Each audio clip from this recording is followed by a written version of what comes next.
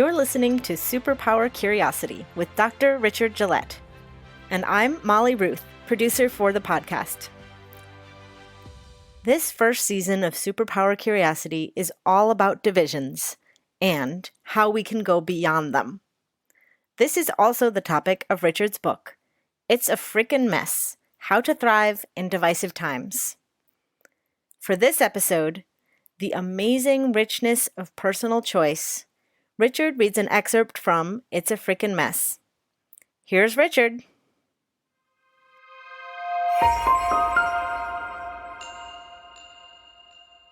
There are many things over which we have absolutely no choice.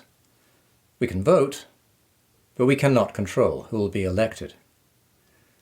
We can give our opinion, but we cannot make someone listen, and we certainly cannot make them agree with us.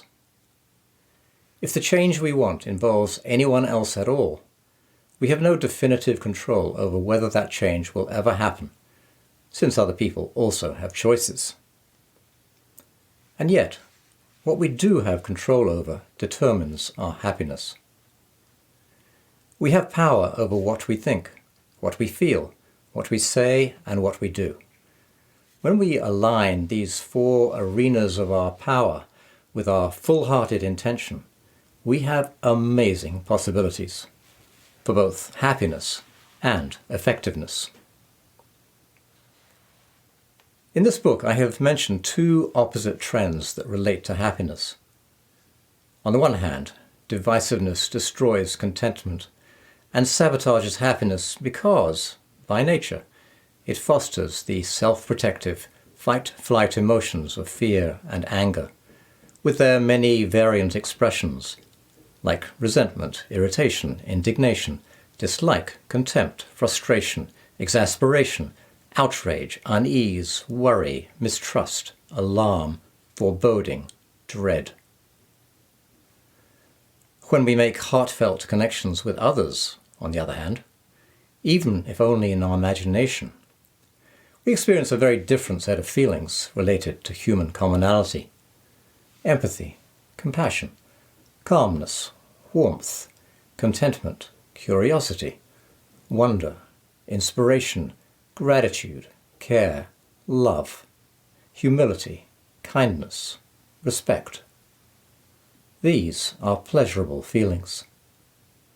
They are feelings that inspire greater effectiveness in our relationship with others.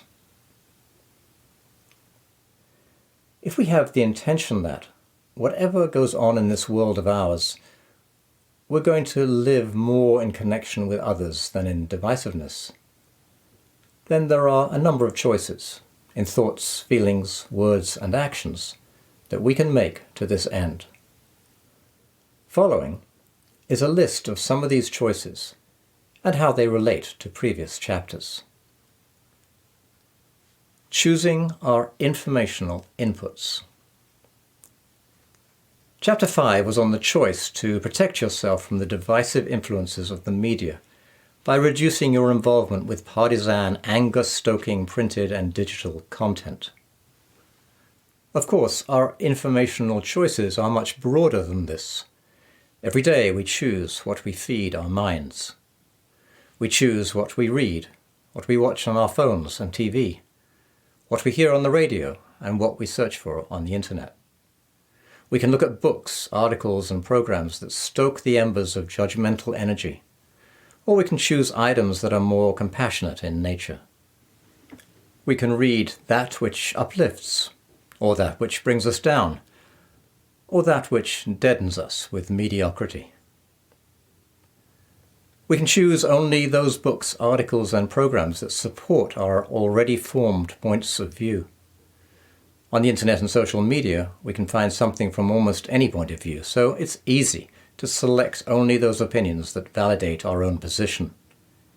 In addition, the internet almost instantly reflects back to us our beliefs through algorithms controlled by businesses that make their money from enhancing fear and outrage.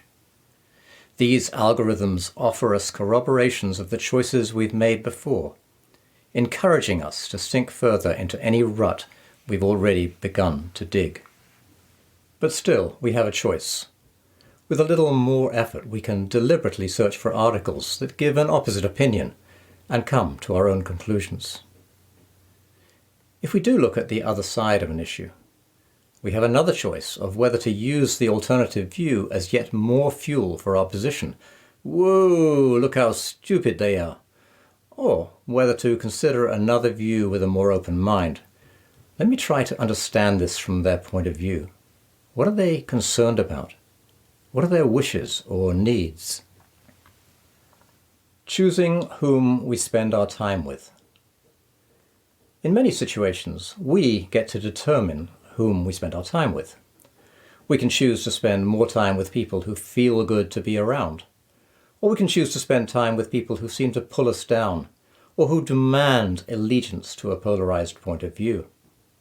We can choose to be with more divisive people who roil the atmosphere with subtle whips of enmity, or we can choose to be with more inclusive people who radiate a sense of warmth. Then again, we can choose to spend time with those who appear to make things better by agreeing with our limitations and judgments. Or we can spend time with those who challenge us uncomfortably but beneficially. We have so many options.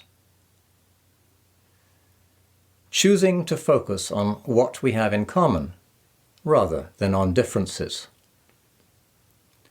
You may have noticed that this is a theme throughout the book. Whomever we are with, and sometimes we cannot choose whom we're with, we can decide to focus on what we have in common with this person, that which unites us, or we can choose to focus on differences, that which may divide us. This choice is an essential ingredient for our own happiness and effectiveness. When we otherize, we focus on differences, and when we are focused on differences, we often otherize. This is a recipe not just for separation and alienation, but also for fear and anger, which are usually so unpleasant to experience. When, on the other hand, we experience the humanity we have in common, actual differences are much less likely to create division. Instead, they can be enjoyed with wonder and a delight in diversity. Choosing to focus on the other's abilities rather than liabilities. Similarly, we can focus on what's wrong with the person we're with, or on their talents and strengths, as I mentioned briefly last chapter. In moments when we find ourselves rehearsing our judgments about a person, we can deliberately change our focus onto his or her good qualities. This really does work. One moment we can feel the unpleasant kind of tension from the covert anger of judgment, and the next moment, by a shift of focus, we can feel relaxed and kindly. The person we are thinking of has not changed an iota, so far as we know. We have just made a decision to change our focus. Choosing curiosity and the big picture. You can also choose to focus on the bigger picture, chapter 11, rather than being flung around on the vicissitudes of each day's crises. In a 2019 NPR interview, the author Salman Rushdie was asked why, given the current political climate, he was still an optimist. He replied, "History does not go on tram lines." He explained that it's not inevitable that things will go from bad to worse, and that, in his experience over decades, political situations can change very quickly and unpredictably. To see the bigger picture, curiosity is an asset. If we assume we know who is to blame, we can easily close ourselves down in a prison of judgment, in which bars of prejudice constrain our joy and rays of anger bounce from wall to wall, incinerating our kindness. Alternatively, we can choose to hone our own natural curiosity, chapter 10, about the amazingly complex reasons why something has happened. When there's no easy enemy to blame, equanimity, kindness, and peacefulness have more space through which to rise to the surface of our experience. Choosing the words we speak. Even if we cannot, for the time being, prevent angry or fearful otherizing thoughts from arising in our mind, we can always make the choice not to voice them. Just because we think something doesn't mean we have to say it. We have absolute power over this choice. We can keep our mouths closed, or we can open them. A closed mouth gathers no foot. Equally, we have the choice of whether to speak words of kindness that connect people, gracious words that recognize others as equals in human spirit. Closing our mouths, while often useful and occasionally life-saving, is, I admit, not necessarily sufficient. We can clench our jaws and stare with heavy vibes of otherizing anger without saying a word, just as we can say sweet words edged with glinting razors of sarcasm. Nevertheless, choosing our words or silence, even if we have not yet succeeded in choosing our emotions, can be a great start. By not speaking a divisive word, even if we are feeling angry, we may be spreading less divisiveness than we otherwise would. The courage to make these choices. It may not always be easy to make the choices I've mentioned, for there may be strong, though perhaps subtle, social pressure to conform to accepted ways of speaking and acting. These expectations come from family, friends, colleagues, co-workers, neighbors, political party members, anyone who knows you in a certain way and expects you to behave in your usual manner. Deliberately choosing your sources of information, choosing whom you spend time with, choosing commonality over otherizing, choosing abilities over liabilities, choosing curiosity over blame, and choosing your words and actions in alignment with your values. All of this may take a certain amount of courage. I'm defining courage as the willingness to take a step that you might fear. Breaking with a norm incurs the possibility of social reactions that most of us fear. Reactions like anger and rejection. And the more we are tied down by social expectations, the more courage it takes. Sometimes we are in situations where we cannot choose whom we spend time with or what actions we take without incurring complete rejection by those who are dearest to us. Communities can be intense in their pressure for conformity. But even if we feel that we had better not make a certain choice, at least not for the time being, we can always choose our thoughts and our feelings.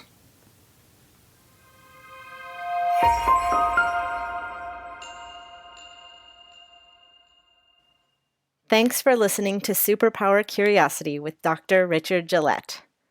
Episode 21 is scheduled to come out in 2 weeks, so subscribe now to hear Richard's next Curiosity Room conversation.